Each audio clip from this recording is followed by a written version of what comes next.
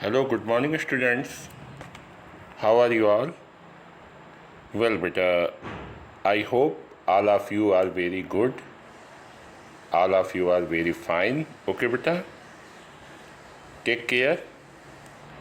So, students, today we are going to discuss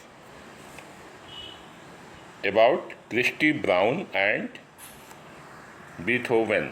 okay बेटा, ये Christie brown और Beethoven जो थे, इन दोनों के बारे में आज हम लोग पढ़ेंगे.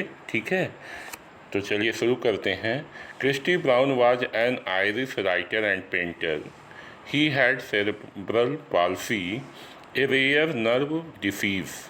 और बेटा वो जो थे उनको सेरेब्रल पाल्सी नाम की एक बीमारी थी, गंभीर बीमारी थी, सीरियस प्रॉब्लम थी उनको, जो कि एक सीरियस तंत्रिका रोग है. यानी बेटा ऐसा रोग जिसमें शरीर की नसें होती हैं, नर्वस सिस्टम होता है, वो काम नहीं करता है. ठीक है ना. तो उनका जो पूरा शरीर था बेटा, उनकी जो पूरी बॉडी थी वो जो है डैमेज हो गई थी एक तरह से. यानी वो जो है उससे कुछ भी नहीं कर पाते थे. तो आगे देखिए. He was able to write or type only with the toes of his left foot. वो केवल अपने लेफ्ट पैर के, यानी बेटा बाएं पैर के उंगलियों से ही कोई ना कोई काम कर सकते थे. यानी टाइप करना, वो टाइप कर सकते थे, लिख सकते थे, केवल किससे? बाएं पैर की उंगलियों का यूज करके वो लिख सकते थे, टाइप कर सकते थे या पेंट कर सकते थे. His most recognized work is his autobiography titled My Left Foot. उनका बेटा सबसे इम्पॉर्टेंट वर्क जो था वो ये था कि उन्होंने अपनी एक ऑटोबायोग्राफी यानी अपनी आत्मकथा लिखी थी.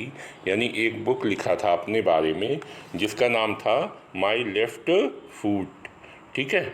ऐसा क्यों था? क्योंकि वो केवल अपने बाएं पैर से ही, लेफ्ट पैर से ही वो जो है कुछ काम कर सकते थे. इसलिए उन्होंने अपनी आत्मकथा को अपने बारे में जो है वो माई लेफ्ट फुट नामक जो टॉपिक था उसी बुक में लिखा था. ठीक है बेटा. Later a film was made on the book that won Academy Award in 1989. और बेटा उसके बाद जो उनकी बुक थी द माई लेफ्ट फूट, उसी बुक के आधार पर एक फिल्म बनाई गई और वो फिल्म जो है एकेडमी अवार्ड, ठीक है ना, उस फिल्म को बेटा एकेडमी अवार्ड मिला. कब मिला? 1989 में. यानी वो बहुत फेमस हो गए. ठीक है. सो बेटा इस पिक्चर में हम देख सकते हैं कि क्रिस्टी ब्राउन जो है वो एक व्हील चेयर पर बैठे हुए हैं और उनके पैरों के पास एक टाइपराइटर मशीन रखी हुई है और वो अपने लेफ्ट पैर की उंगलियों से वो टाइप कर रहे हैं. ठीक है बेटा. तो अब हम दूसरे फ़ोटो की ओर चलते हैं. ये देखिए, इसमें भी वो लेफ्ट पैर की टोज से वो, यानी fingers of left foot, left पैर की फिंगर से वो पेंटिंग बना रहे हैं. तो बेटा ये इतने अच्छे थे, यानी इनके अंदर इतनी कला थी. ठीक है ना. इसीलिए उनको लोग याद करते हैं. अब नेक्स्ट बेटा हम लोग जो है बीथोवन के बारे में पढ़ेंगे. बीथोवन कौन थे? Beethoven was a famous German composer and pianist. ठीक है बेटा.